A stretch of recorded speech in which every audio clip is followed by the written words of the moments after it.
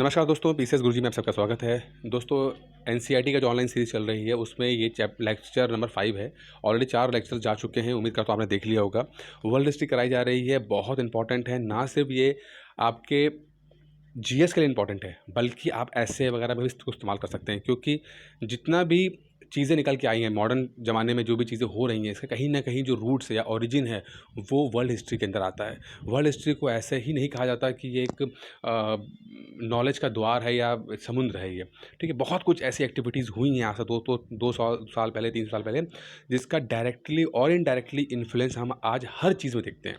तो world history को सिर्फ एक सेपरेट एंटिटी की तरह ना पढ़ा जाए, ऐसा ना कहा जाए कि नहीं इसे भी अलग तरीके से पढ़ रहे हैं, बल्कि इसको जोड़ के पढ़ा जाए। मैं हमेशा इस बात को आपको मैं बार-बार कह रहा हूँ कि आप चीज़ों को कनेक्ट करना सीखो। जितना कनेक्ट कर पाओगे चीज़ों को, उतना आप एक मैच्योर स्टूडेंट बन के आओगे, निकल के आओगे, और मैच्योर स्टूडेंट बनोगे तो आपके आंसर्स में एक मैच्योरिटी दिखेगी। और अगर आपके आंसर में आधा नंबर, 1 नंबर भी एक्स्ट्रा मिल रहा है आपको आपकी मैच्योरिटी की वजह से, तो मान के चलिए कि फिर आप टॉप लेवल पे आप फिनिश करते हो, मतलब टॉप एसडीएम रैंक आपको ईज़िली मिल जाएगी। बाकी दोस्तों, जो आंसर राइटिंग प्रैक्टिस कराई जा रही है 100 डेज़ प्रोग्राम के अंदर, वो तो सब जो ज्वाइन किए हुए स्टूडेंट्स हैं वो तो लिख ही रहे हैं, उनका लगातार उनको फीडबैक दिया जा रहा है और उनके आंसर में सुधार हो रहा है। बाकी अगर ज्वाइन करना चाहते हैं आप लोग, तो 8317040152 पे कॉल करके कोर्स ज्वाइन कर सकते हैं। तो नए स्टूडेंट्स के लिए 2999 रुपीज़ फीस है, और ओल्ड स्टूडेंट्स के लिए 1499 रुपीज़ है। खैर ठीक है दोस्तों, अब स्टार्ट करते हैं। आज थोड़ा-सा चैप्टर छोटा है। आज ज़्यादा मैं आपको इम्पॉर्टेंट है इसलिए थोड़ा छोटा रखा हुआ है, ठीक है? इसलिए थोड़ा-सा डिटेल में पढ़ेंगे, समझेंगे। और जो चीज़ें जुड़ी हैं, ये एक्चुअली क्या, पहले मैं आपको क्लास 9 का पढ़ा रहा था। क्लास 9 के 4 चैप्टर थे, लेकिन क्लास 9th के में एनसीईआरटी में दिक्कत प्रॉब्लम क्या थी कि उन्होंने फ्रेंच रेवोल्यूशन के बाद सोशलिज़्म स्टार्ट किया, सोशलिज़्म के बाद सीधे वो चले गए रशियन रेवोल्यूशन के पास। बीच में 100 साल इन्होंने लगभग गैप कर दिया। इसीलिए चीज़ें इधर-उधर ना हो, तो मैंने क्लास 10th की आपको ये चैप्टर लिया है। क्लास 10th का जो पहला चैप्टर है, जिसमें यूरोप में राष्ट्रवाद, जो नेशनलिज़्म इन यूरोप जिसे कहते हैं, वो होता है। अब चूँकि नेशनलिज़्म जो है, जैसे मैंने पिछले लेक्चर्स में कहा था कि जो राष्ट्रवाद है, वो कहीं न कहीं बाय प्रोडक्ट है आपका फ्रेंच रेवोल्यूशन का। फ्रेंच रेवोल्यूशन होता है, और फ्रेंच रेवोल्यूशन से 2 चीज़ें बहुत निकल के आती हैं। एक आती है इंडस्ट्रियल रेवोल्यूशन, और एक आता है नेशनलिज़्म, राष्ट्रवाद, ठीक है? देखिए, राष्ट्रवाद ऐसा नहीं कहूँगा कि वो फ्रेंच रेवोल्यूशन का ही बाय बाय प्रोडक्ट है, क्योंकि इस पे ही बहुत ज़्यादा डिस्कस हम करेंगे कि राष्ट्रवाद होता क्या है। नेशनलिज्म, जो आजकल भी आप सुन रहे होगे कि राष्ट्रवादी पार्टी है या राष्ट्रवादी व्यक्ति है, नेशनलिस्ट है, इस तरह के शब्द आप सुनते होगे, तो इसका मतलब क्या होता है? या जो देश बने हैं आज, जैसे इंडिया की बात करते हैं, वो कोई कंट्री की बात करते हैं, ये देश क्या है? देश भी क्या चीज़ होती है? देश का, नेशन का मतलब है क्या है ये? क्या, कहाँ से इनकी ओरिजिन हुई है? क्या इनका इतिहास रहा है? कैसे, क्या परिस्थिति रही कि ये लोग बनना शुरू हुए? जैसे आज हम देखते हैं, आज से 300 साल, 400 साल पहले हिंदुस्तान में ऐसा नहीं था। वहाँ पे मुगल हुआ करते थे, या उससे पहले दूसरे लोग हुआ करते थे। तो वो राष्ट्र नहीं था, वो मुगल एम्पायर कहा जाता है, ना कि मुगल स्टेट कहा जाता है। अब ना, मुगल एम्पायर है, मुगल साम्राज्य, ना कि मुगल देश है ये। तो मुगल साम्राज्य में और मुगल देश में या इंडियन देश में क्या फ़र्क है, इन्हीं बातों को समझना बहुत ज़रूरी है, क्योंकि जीएस में तो देखिए इंपॉर्टेंट है ही, लेकिन अगर आप ऑप्शनल हिस्ट्री का लेते हो, तो इसमें और भी आपको डिटेल में पढ़ना पड़ेगा, तो थोड़ा समझने की कोशिश करेंगे। खैर शुरू करते हैं। हमने अभी तक ये पढ़ा कि फ्रेंच रेवोल्यूशन हुआ, और फ्रेंच रेवोल्यूशन के क्या कारण रहे, ये सब हम पढ़ चुके हैं, ठीक है? फ्रेंच रेवोल्यूशन के बाद हमने ये देखा है कि समाजवाद आ चुका है। समाजवाद थोड़ा-थोड़ा सा आना शुरू हो चुका है, जिसमें हमने हमने लुईस फ्रैंक ने जो कहा था कि भाई, जो लोग हैं वो प्राइवेट प्रॉपर्टीज़ ना हों, क्योंकि सारी जो प्रॉब्लम की जड़ है, ये वो प्राइवेट प्रॉपर्टीज़ हैं। मतलब कि जब व्यक्ति के पास प्रॉपर्टी होती, तो वो सब है। अगर सरकार के पास प्रॉपर्टी रहेगी, तो सरकार जो है हर चीज़ का प्रोडक्शन कर पाएगी, हर चीज़ का डिस्ट्रीब्यूशन लोगों में कर पाएगी, तो कोई अमीर और गरीब के बीच फ़र्क नहीं रहेगा। उसी में एक रॉबर्ट ओवेन आए थे। रॉबर्ट ओवेन जो थे, ब्रिटेन के एक फ़िलॉसफ़र थे। उन्होंने समाजवाद की अपनी एक परिभाषा दी थी, ठीक है? तो वो सब आप पिछले चैप्टर में पढ़ चुके हैं, पिछले वीडियो में देख चुके हैं, ठीक है? अब थोड़ा-सा आगे लेके जाएँगे, जहाँ पे यूरोप के राष्ट्रवाद का उदय हो रहा है। समाजवाद तो हो चुका है, अब राष्ट्रवाद का उदय हो रहा है, ठीक है?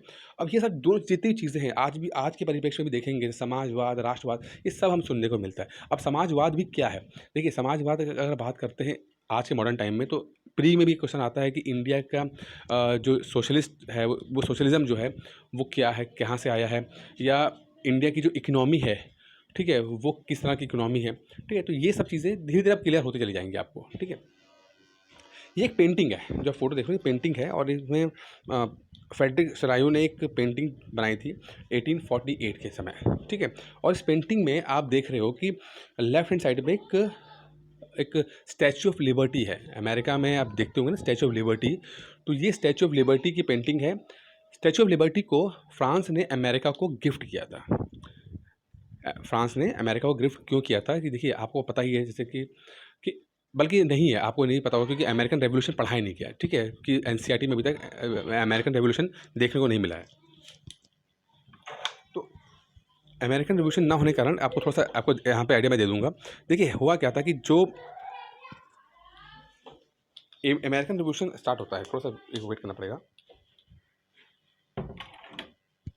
देखिए अमेरिका के ऊपर ब्रिटेन का कब्जा था। लगभग 13 कॉलोनीज़ थी अमेरिका की। कॉलोनीज़ मतलब जो आज हम अलग अलग स्टेट्स हम जानते हैं अमेरिका को, अमेरिका के, तो वो उन्होंने उनके ऊपर ब्रिटेन का राज्य था। ब्रिटेन उन पर कंट्रोल किया हुआ था। लेकिन परिस्थितियाँ जो 18वीं शताब्दी की चेंज होती हैं। अमेरिका के लोग इंस्पिरेशन लेते हैं फ्रांस के लोगों से। अभी तक फ्रांस की क्रांति हुई नहीं है, फ्रांस के लोगों से लेते हैं, वहाँ के फिलोसफर्स से, उनकी आइडियोलॉजीज से। और कुछ ऐसी इकोनॉमिक पॉलिसीज़ ब्रिटेन बनाता है जिससे लोग वहाँ पर रिवोल्ट कर देते हैं और विद्रोह करते हैं जो हैं, उसमें फ्रांस जो है वो अमेरिका के लोगों का साथ देता है, ठीक है। अमेरिका के लोगों का साथ तो देता है और जिसके कारण अमेरिकन जो है फ्रांस की हेल्प के साथ अपने आप को ब्रिटेन से आज़ाद करा पाते हैं, ठीक है। इसी खुशी में जब अब भाई ब्रिटेन फ्रांस के और अमेरिका के संबंध अच्छे हैं क्योंकि भाई दोनों ने मिलकर ब्रिटेन को हरा दिया है, ब्रिटेन जा चुका है, ठीक है। फ्रांस बड़ा खुश है, ठीक है। तो फ्रांस ने एक स्टैच्यू ऑफ लिबर्टी गिफ्ट किया। अब लिबर्टी जो है, जैसे कि मैं आपको पहले बता चुका हूँ कि इक्वालिटी, लिबर्टी, फ्रैटर्निटी, जो वर्ड, 3 जो वर्ड हैं, ठीक है, ये सब फ्रेंच रेवोल्यूशन से निकल के आए हैं वहाँ से, तो फ्रांस की क्रांति होती है, ठीक है। तो अमेरिकन रेवोल्यूशन और फ्रेंच रेवोल्यूशन के बीच में लगभग 20 साल का गैप रहता है, 10-12 साल का गैप रहता है। और जो ये वर्ड आते हैं तो जो लिबर्टी, जो आपका इक्वालिटी, फ्रैटर्निटी और लिबर्टी जो हैं, ये चीज़ें ना सिर्फ फ्रांस में पॉपुलर होती हैं बल्कि पूरे यूरोप में, उसके बाद अमेरिका में पॉपुलर होती है। तो उस समय के जो पेंटर्स थे, उनके समय के जो आर्टिस्ट थे, उन्होंने लिबर्टी, जो शब्द है, लिबर्टी का मतलब होता है आज़ादी, आज़ादी, ठीक है ना। आज़ादी की जो एक कहते हैं ना एक मूर्ति बनाई, तो उन्होंने एक फीमेल कैरेक्टर बनाया इसमें कि आज़ादी एक फीमेल कैरेक्टर है। तभी स्टैच्यू ऑफ लिबर्टी जो है फीमेल है, लड़की है, ठीक है। अब इसको समझिए कि हमारे देवी देवता भगवान होते हैं तो उसमें जो आर्टिस्ट होता है वो अपनी क्रिएटिविटी दिखता है। उस हिसाब से लिबर्टी कोई ऐसा कोई चीज़ तो है नहीं, ये तो एक आइडियोलॉजी है कि लोग आज़ाद होने चाहिए, हर अपने काम में करने में, अपनी विचारधारा को आगे बढ़ाने में आज़ाद होना चाहिए, कोई कंट्रोल किसी का ना हो, कोई ज़बरदस्ती कोई थोपे ना किसी में।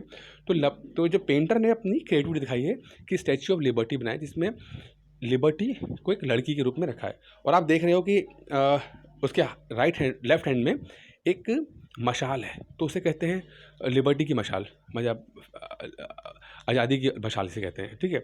और एक राइट हैंड में आपका ये आपका बिल ऑफ राइट्स है, ठीक है, जिसमें कि अमेरिकन रेवोल्यूशन में आपको पता ही होगा कि वहाँ पर फंडामेंटल राइट्स की बात की जाती है, तो उसके हाथ में ये चीज़ है। तो ये शो कर रहा है कि उस समय की विचारधारा की लोग आज़ादी को पसंद कर रहे हैं। लोग कह रहे हैं कि भैया फंडामेंटल राइट्स भी होने चाहिए। इसका मतलब ये होता है कि ऐसे राइट्स जो कि इंसानों के पास होने चाहिए जो और जिसको आप ले नहीं सकते आसानी से, जैसे कि ज़िंदा रहने का हक, ठीक है, आगे बढ़ने का हक, इस तरह के खुश रहने का हक, ये सब चीज़ें होनी चाहिए। जैसे आज हम अपने पॉलिटी में पढ़ते हैं, फंडामेंटल राइट्स के बारे में पढ़ते हैं, आप पॉलिटी पढ़ाऊँगा मैं आपको तो आपको आइडिया मिलेगा। तो इन सब का ओरिजिन कहीं न कहीं ये फ्रेंच रेवोल्यूशन और उसके बाद अमेरिकन रेवोल्यूशन और ये सब चीज़ों में है कि कुछ चीज़ें तो ऐसी हैं जो ना राजा ले सकता है, ना कानून ले सकता है, कि इंसान पैदा हुआ है तो वो कुछ हक लेके पैदा हुआ है, जिसको इतनी आसानी से तो नहीं ख़त्म कर देंगे। बोलने का हक, फ्रीडम ऑफ एक्सप्रेशन या स्पीच, इस सब का जो चीज़ें हैं वो कहीं न कहीं निकल के आती हैं, ठीक है। अब इसके पीछे जो है फ्रांस का झंडा देख रहे हैं, जर्मनी का झंडा देख रहे हैं। जर्मनी उस समय तक बना नहीं था। यूनिफिकेशन ऑफ जर्मनी और इटली हम पढ़ेंगे बाद में। अभी तक जर्मनी बना नहीं है, ठीक है। जर्मनी भी अलग अलग छोटे छोटे स्टेट्स में डिवाइड है, इसमें पुरुषिया वगैरह आते हैं, ठीक है। लेकिन उस समय तक ये विद्रोह शुरू हो चुका था कि भाई जर्मनी को यूनिफाई किया जाए, जर्मनी को एक हिस्सा बनाया जाए। तो ये फ़ोटो कुछ ऐसी है जो कि उस समय की माहौल को कर रही है, और इसको एक्सप्लेन करने का एकमात्र मेरा ये कारण था कि मैं आपको चीज़ बता सकूँ कि इसमें हो क्या रहा था। इस आइडियोलॉजी को समझा सकूँ कि उस समय चल क्या रहा था। ये लगभग 1848 की बात है, और उस समय नई-नई विचारधाराएँ आ रही थी, समाजवाद का कॉन्सेप्ट आ चुका था, राष्ट्रवाद का कॉन्सेप्ट आ चुका था। लोग अब इक्वालिटी की बात कर रहे थे, लोग अब लिबर्टी की बात कर रहे थे, ठीक है? तो ये अलग-अलग विचारधाराएँ जो आ रही थी, ये डेवलप हो रही थी आपस में, ठीक है? तो इनको थोड़ा समझना ज़रूरी है, इसलिए मैं थोड़ा धीरे-धीरे करके चल रहा हूँ कि आप लोग समझ पाओ कि क्या होता है। क्योंकि अगर आप समझ लोगे, तो चीज़ें बाद में आपके लिए बहुत आसान हो जाएँगी। फिर आपको ऐसे में इस्तेमाल कर सकते हो, फिर आप अपने जीएस में इस्तेमाल कर ही सकते हो आप, ठीक है? तो कुछ ये सब हुआ। बाकी चीज़ें पढ़ लीजिएगा। इस सब में कुछ इतना खास नहीं, इसमें फिर भी मैं रीड कर लेता हूँ आप लोगों के लिए। 1848 में फ्रांसीसी कलाकार फ्रेडरिक सोरायू ने 4 चित्रों में एक श्रृंखला बनाई, जिसमें एक उसमें से एक सपनों का संसार रचा, जो कि शब्दों में जनतांत्रिक और समाजवादी गणतंत्रों से मिलकर बनाया था। इस श्रृंखला में पहले चित्र में यूरोप और अमेरिका के लोग दिखाए गए हैं। सभी उम्र और सामाजिक वर्गों के स्त्री पुरुष एक लंबी कतार में स्वतंत्रता की प्रतिमा की वंदना करते दिखाई दे रहे हैं। आपको याद होगा कि फ्रांसीसी क्रांति के दौरान कलाकार स्वतंत्रता की महिला का रूप प्रदान किया करते थे। यहाँ भी आप ज्ञानोदय की मशाल को पहचान कर सकते हैं, जो उनके हाथ में, स्टैच्यू ऑफ लिबर्टी की बात कर रहे हैं, ठीक है? और हाथ में जो मशाल हो, और दूसरे हाथ में मनुष्यों के अधिकारों की घोषणा पत्र है। प्रतिमा के सामने जमीन पर निरंकुश संस्थानों के ध्वस्त अवशेष बिखरे हुए हैं। मतलब जो निरंकुश संस्थान मतलब है, जैसे कि मोनार्क था, वो कहते हैं ना एब्सोल्यूट मोनार्किज्म, या कहते हैं निरंकुश तानाशाह। तो वो जो उस समय चीज़ें चलती थी कि भाई राजा जो है उसके पास सब कुछ है, राजा ही फैसले करेगा, राजा ही कानून है, राजा ही जज है। तो वो चीज़ें ख़त्म की, तो ये धीरे-धीरे वो संस्थाएँ ख़त्म हो रही हैं और नई चीज़ें हो रहा है फिर, ठीक है? तो उसका रिज़ेम्बलेंस दिखाया गया है यहाँ पे। सरायों ने कल्पना दर्शन की दुनिया में लोग अलग राष्ट्रों के समूह में बँटे हुए हैं, जिसकी पहचान उनके कपड़े और राष्ट्रीय पोशाक से होती है। स्वतंत्रता की मूर्ति कहीं आगे इस जुलूस के नेतृत्व कर रही है। संयुक्त राज्य अमेरिका और स्विट्ज़रलैंड, जो अब तक राष्ट्रीय राज्य बन चुके हैं, फ्रांस जो क्रांति का तिरंगे पहचान ला चुका है, प्रतिमा के पास अभी-अभी पहुँचा है। उसके पीछे जर्मनी के लोग हैं, जो काला, लाल और सुनहरा झंडा थामे हैं। यह दिलचस्प है कि जिस समय सरायूं ने यह छवि निर्मित की, जर्मन लोग तब तक एक संयुक्त राष्ट्र का हिस्सा नहीं बने थे। वो जो झंडा वे थामे हुए हैं, वह 1848 में उदारवादी उम्मीदों की अभिव्यक्ति है, ठीक है? अच्छा, अब आगे देखते हैं, खैर इसको पढ़ लीजिएगा, इसमें और कुछ नहीं है। बाकी चलिए अब बात करते हैं, राष्ट्र की बात करते हैं, ठीक है? अर्नेस्ट रेन राष्ट्र, अब बात करते हैं राष्ट्र क्या चीज़ है, ठीक है? राष्ट्र क्या है? देखिए एनसीईआरटी में काफ़ी थोड़ा-सा दिया गया है, जितना हम पढ़ेंगे, लेकिन थोड़ा-सा मैं आपको ज़्यादा एक्सप्लेन करने की कोशिश करूँगा मैं आपको, ठीक है? थोड़ा-सा एक्स्ट्रा एक्सप्लेन करूँगा। एनसीईआरटी में बहुत ज़्यादा क्लियर करके दिया नहीं है, क्योंकि मुझे लगता है कि थोड़ा-सा और बैकग्राउंड देना ज़रूरी है। देखिए 2-3 कॉन्सेप्ट आते हैं जब राष्ट्र की बात आती है, नेशंस की बात आती है, देश जिसे हम आजकल हम देखते हैं ना, इंडिया, पाकिस्तान, ये जो देश है ना, तो ऐसी बात आती है, तो ये कैसे बन गए? जैसे मैंने आपको पहले कहा कि मुगल साम्राज्य था, ना कि मुगल देश था। साम्राज्य व देश में क्या फ़र्क है, ये समझना पड़ेगा। देश कैसे बने? अगर हम यूरोप की बात करते हैं दोस्तों, तो एक फ़िलॉसफ़ी ये बोली जाती है, एक विचारधारा ये बोली जाती है कि जो 16वीं सदी थी, 16वीं या 15वीं सदी थी, ठीक है? उसमें क्या हुआ कि जितने भी राजनीतिक उतार-चढ़ाव हुए, कुछ समझदार लोग पैदा हुए, लोगों ने यात्रा करना शुरू की, समुद्र की यात्रा करना शुरू की, लोगों ने आर्ट एंड कल्चर में थोड़ा-सा पार्टिसिपेशन किया, थोड़ा-सा अलग-अलग विचारों को समझा, अलग-अलग लोगों से मिले, अलग-अलग लोगों ने राइटिंग की, प्रिंटिंग प्रेस का इजाद हो चुका था। तो इन सब चीज़ों ने मिल मिलाकर चीज़ें जो डेवलप की, उसका एक बाय प्रोडक्ट है स्टेट, उसका एक बाय प्रोडक्ट है। मतलब कि लोग चाहते नहीं थे, लोगों को पता नहीं था कि देश कोई चीज़ होती है, नेशन कोई स्टेट कोई चीज़ होती है। ये एक बाय प्रोडक्ट है, अपने आप बन गया। जब ये सब चीज़ें आपस में मिली और आपस में इन्होंने इंटरेक्शन किया, मतलब फ़िलॉसफ़ी ने, आर्ट एंड कल्चर ने, लोगों ने ट्रैवल करना शुरू की, प्रिंटिंग प्रेस आई, फ़िलॉसफ़र्स आए, उन्होंने अपनी विचारधारा रखी, इधर-उधर सब चीज़ें जो आपस में मिली, उसका एक बाय प्रोडक्ट बना, वो है राष्ट्र। लोगों के अंदर फीलिंग आई चीज़ की, एक अपनी फीलिंग आई, एक आइडेंटिटी की फीलिंग आई कि हम क्या हैं, हमारा बैकग्राउंड क्या है, हम लोग कौन हैं, इस तरह की चीज़ें दिमाग में आना शुरू हुई, ठीक है, एक ये फ़िलॉसफ़ी बोली जाती है। दूसरा एक बात बोली जाती है कि कुछ लोगों ने कहा कि नहीं, नहीं देखो ऐसा है कि जो पहला सिस्टम बना हुआ था, जो साम्राज्य था, उसी में लोग थोड़ा एजुकेट हुए और उसी में थोड़ा-सा उन्होंने अपने आप को नेशन स्टेट में क्रिएट किया अपने आप को। ठीक है, जो ऑलरेडी बना-बनाया था, उसी में थोड़ा-सा उन्होंने डेवलप करके और उसको कर दिया और कुछ नया कुछ नहीं किया। ठीक है? तो ये सब चीज़ें की बात चल रही थी, अलग-अलग विचारधारा थी, थोड़ा-सा ये ज़्यादा हो गया, लेकिन आपको बैकग्राउंड देने की ज़रूरत थी इसमें। लेकिन एक बंदा था अर्नेस्ट अर्नेस्ट रेनन, उन्होंने एक ऐसे लिखा एक भाषण दिया। फ्रांसीसी दार्शनिक थे अर्नेस्ट रेनन ने 1882 में सरबॉन में विश्वविद्यालय में एक व्याख्यान में राष्ट्र की अपनी समझ को प्रस्तुत किया। बाद में यह व्याख्यान एक प्रसिद्ध निबंध के रूप में छपा जिसका शीर्षक था राष्ट्र क्या है। इस निबंध में रेनन अन्य लोगों द्वारा प्रस्तावित इस विचार की आलोचना करता है कि राष्ट्र समान भाषा, नस्ल, धर्म या क्षेत्र से बनता है। क्या मतलब है? अगर हम बात करें कि एक देश क्या होता है, तो लोगों ने उस समय को कहा कि देखो एक देश वो होता है जिसके लोग जो हैं वो एक ही नस्ल के होते हैं, एक ही रेस के हैं।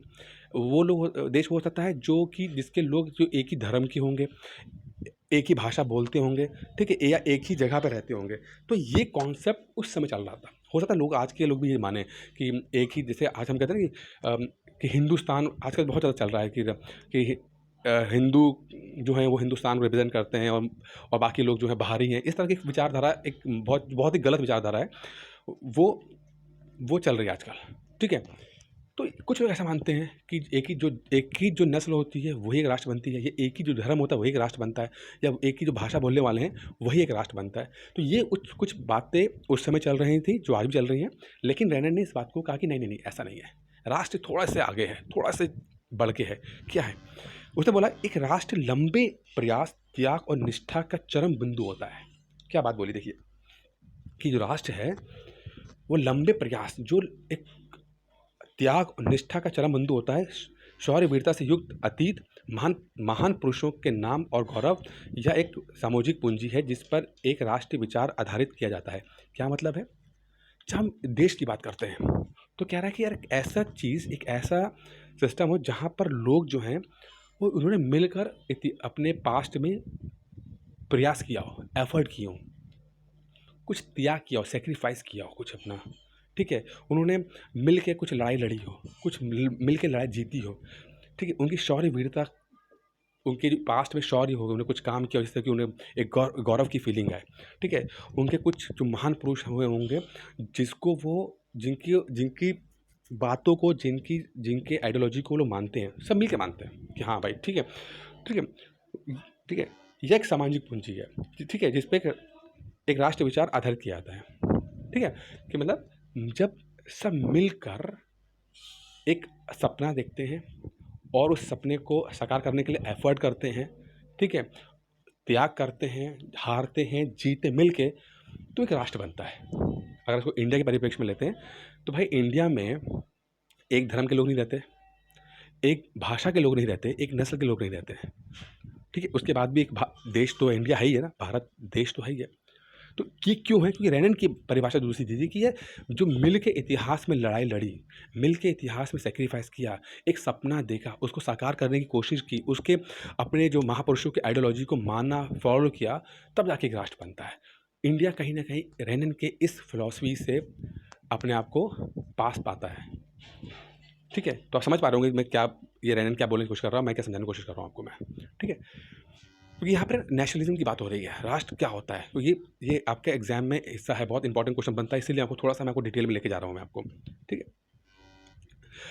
अतीत में समान गौरव का होना, वर्तमान में एक समान इच्छा, संकल्प का होना, साथ मिलकर महान काम करना और आगे ऐसा काम करने की इच्छा, एक जनसमूह होने की अब सब जरूरी नहीं शर्तें हैं, ठीक है?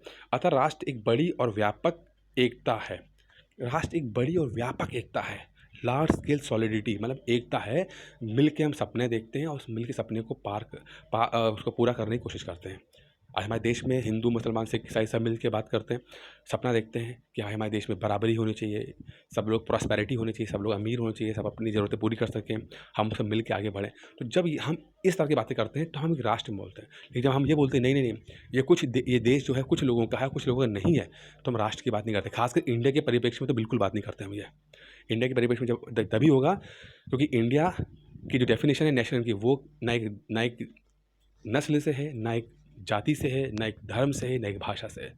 इंडिया की जो स्टेट है, इंडिया जो राज्य देश है, वो निकल के आता है जब हम मिल के हमने मिल के एफर्ट जो किया है अपने पास्ट में अपने, और मिल के जो हम एफर्ट करेंगे उसे हम कहते हैं, हम इंडिया एज अ स्टेट कहते हैं। ठीक है, इसका अस्तित्व रोज होने वाला जन्म संग्रह है।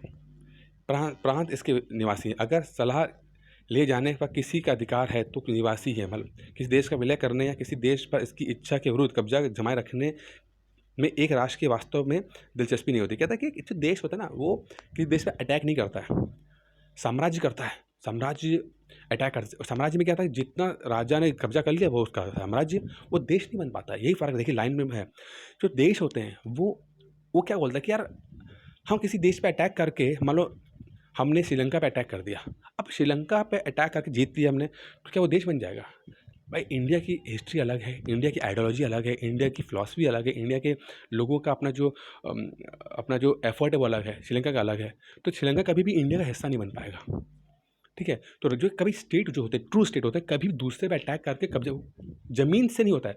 अगर आप ज़मीन बढ़ाने की बात करते हैं तो फिर आप साम्राज्यवाद सोच सकते हैं, मतलब कि जैसे मुगल एम्पायर हो गया था, मुगल एम्पायर की बात करते हैं, नॉट ए मुगल स्टेट। ठीक है, उससे मुगल एम्पायर हुआ करते थे, जिसने जहाँ तक जीत लिया। मौर्यन एम्पायर, जहाँ तक कि अशोका ने जीत लिया। ठीक है, तो ये बात समझने की कोशिश करनी है हमें। राष्ट्र के अस्तित्व में होना एक अच्छी बात है, बल्कि यह ज़रूरत भी है।